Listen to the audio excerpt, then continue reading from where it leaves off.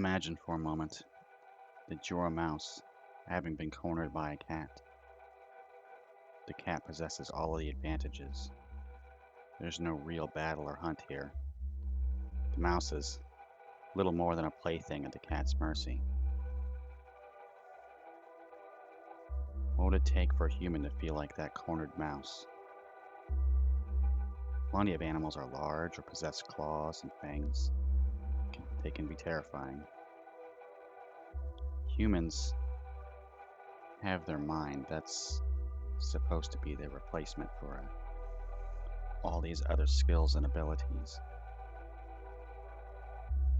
Well, when I was a mouse, the Greys were my cat.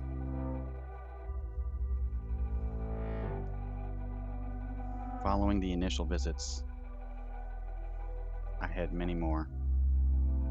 Sometimes they were just waiting for me in the doorway hall. Sometimes they made their presence closer, usually for a purpose. Often I would awake with a sense of panic before seeing them. It can be hard to draw a clear distinction between feeling that their presence was near or just expecting them and the triggered fear, the fight or flight mode building.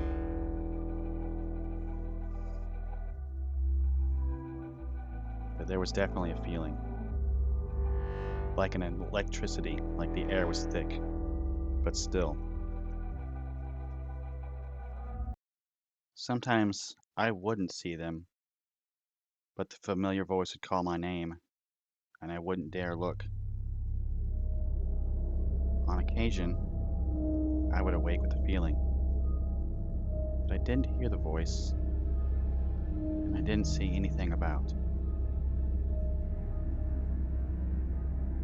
I would like to think that I actually had some idea of whether they were actually there or not,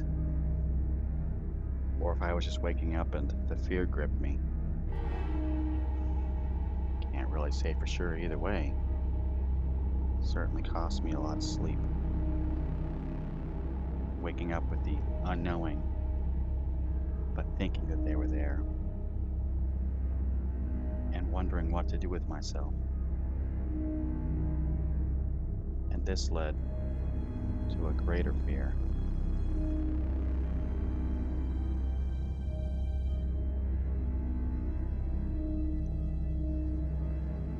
A few times I awoke, recognizing that I wasn't currently being watched, but felt the certainty that they were on their way, that it was a matter of time. And a few times I was right. A few times I woke up expecting them, and believing I had only a short amount of time, I boldly made the choice to leave my room. I was getting a little bit old to run to my parents' room.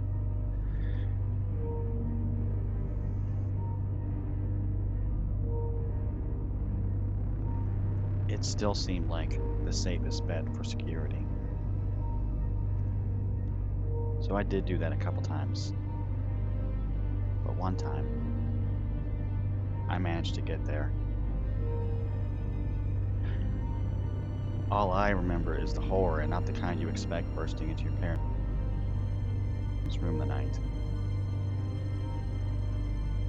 Pumped with adrenaline, scared out of my wits, fleeing for security, I opened the door and took a couple steps into my parents' room.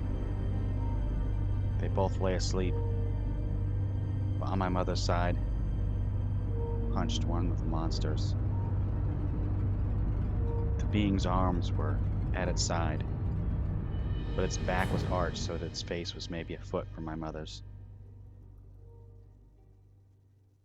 It seemed to recognize that it was being watched. It stood up and began to turn in my direction. I backed up, spun around, and ran into our upstairs bathroom that was merely a step or two from my parents' own door. I closed and locked the door,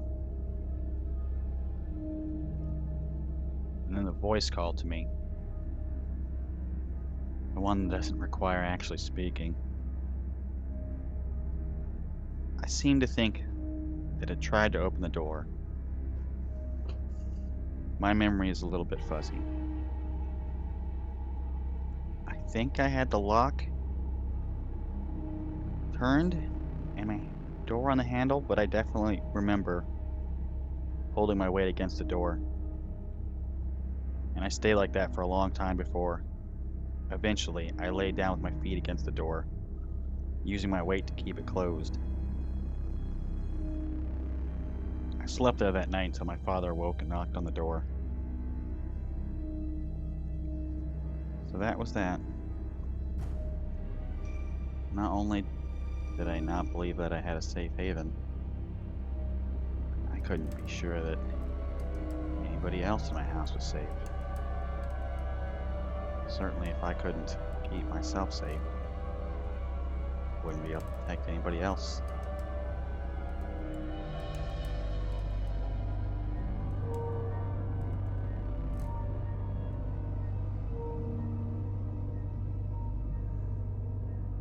So now, if I woke up and I was gripped with fear,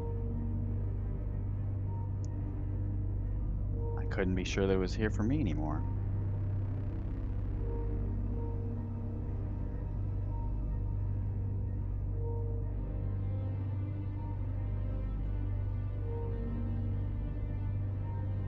So yeah, sometimes they might just be at the doorway, like it was some sort of reminder or threat. Sometimes they'd be much closer. Sometimes they'd just come back in questioning me, and I would, hope to ramble on and appease them as best as I could, but sometimes it got stranger beyond just questioning.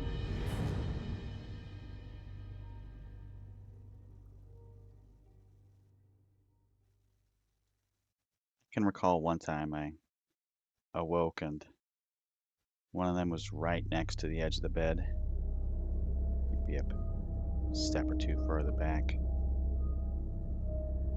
And I sat up, and I guess you could say it put an image into my head. It was almost like there was a projection, like I didn't stop seeing the being beyond it. Like I could maybe imagine hologram like, but not really. Like I didn't see something beyond it, like physically in the room, but it was like I was seeing the room and something else at the same time. Uh,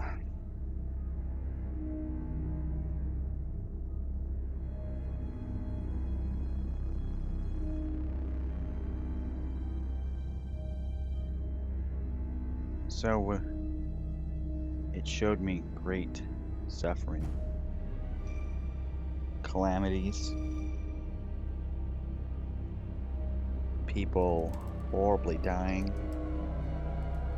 people that I knew dying. Then a vision of the Earth exploding in space. I don't recall if this was some sort of a bargain, a prophecy, a threat, but I do remember how I responded. And at this point, I felt pretty alone, depressed and angry, and I hated this being. And I said, good, let it be gone. To at least some degree, I meant what I said. And I'm not saying everything outside of these visitations to my life was great, but I was being absolutely destroyed.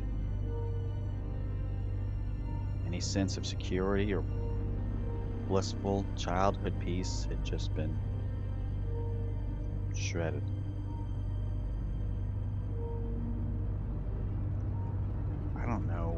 what there was to gain. I don't know what I, as a child, could do to react to such a thing. Just like they enjoyed toying with and just torturing a small child's mind. I don't know.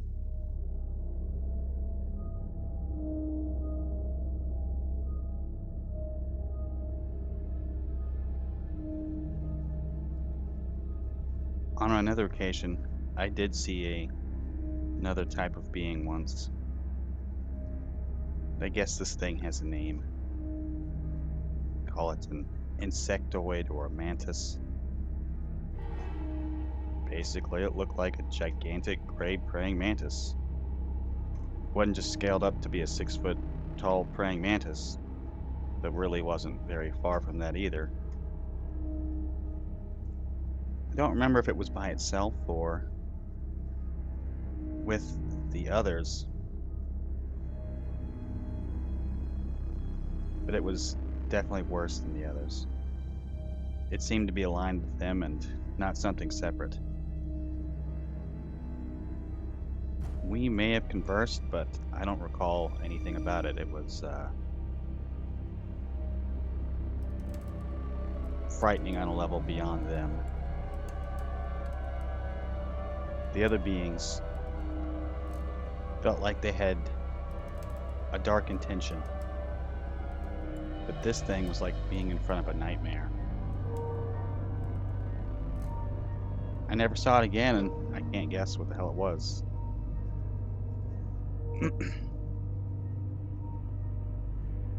Now, I knew to hold back on experiences with people, and this one was just ridiculous. This thing strained all credibility.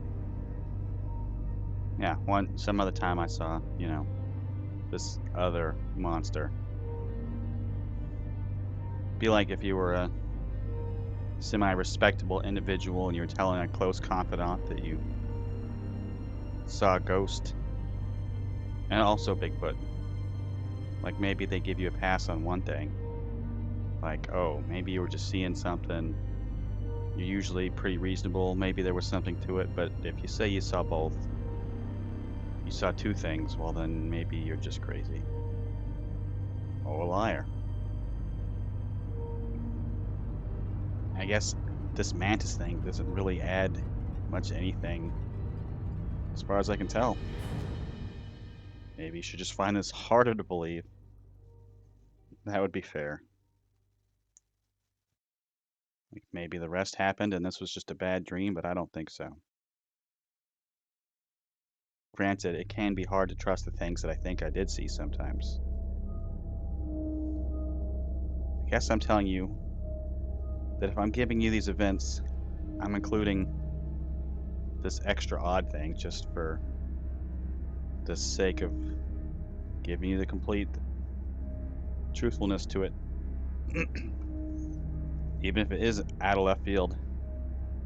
While it feels disconnected, I feel like if I didn't tell you, it would be a lie of omission.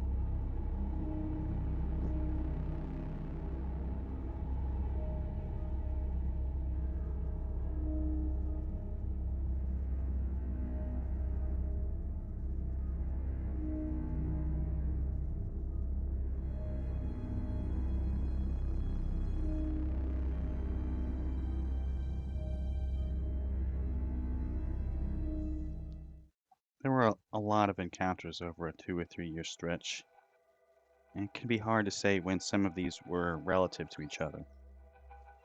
Some clearly changed the dynamic of the encounters. But what is important is that everything I've told you so far occurred roughly in the age range of 8 to 11 years old. And this one was the same. In the many years since these events, I've read other people's accounts of similar stories. And there's nothing new here. But the when it happened was all wrong. One night, a lone visitor brought something to show me. I awoke and it was simply waiting for me. In its arms it held a bundle. It told me it had my baby and asked if I wanted to see it. This was pretty impossible sounding to a prepubescent boy. It was disgusting and disturbing. I think I had caught a glance at something that wasn't human swaddled in its arms. I said no. Get it away from me. The visitor said, "You are its father and it needs your love." I replied, "It's a monster just like you." It told me, "I need to hold it or it would die." So I told this creature, "If you make me touch it, I will fill it." I think it again insisted that it was my child, and I insisted it wasn't. I don't recall any kind of an ending to this event. I don't think there was any more of a debate. I'm sure at different points as a child I probably heard some weird UFO stuff, but this definitely wasn't something I'd heard before.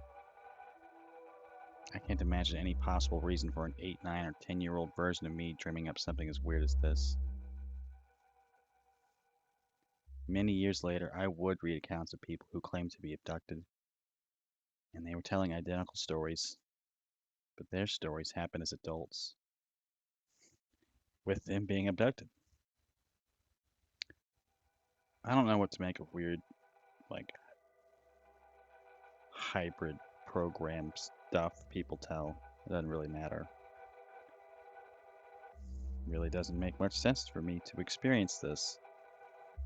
This means some weird DNA extraction, or this is just some kind of psychological warfare aimed at me, aimed at someone completely unreceptive to this. And to me, that kind of seems more likely. I feel like this event, like other experiences, maybe go in a category. Perhaps none of this really happened and I dreamed it all. Maybe parts of it happened and I just dreamed those. Like maybe if X happened, so did Y and Z. And if that is true, and so on and so on. Circling back from that, the unlikely possibility arises. What if I had been taken for some sort of experiment or whatever the fuck? That thought never crossed my mind as a child. The belief that I hadn't been taken and the idea that I had some power to resist, it was my only hope.